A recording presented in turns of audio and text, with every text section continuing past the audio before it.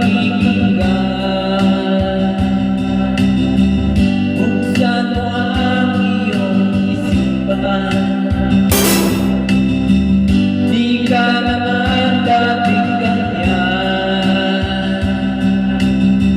Di mo naman kasalanan.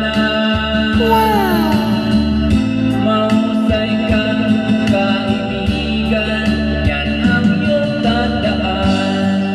Anong malay mo, dinog ang mundo.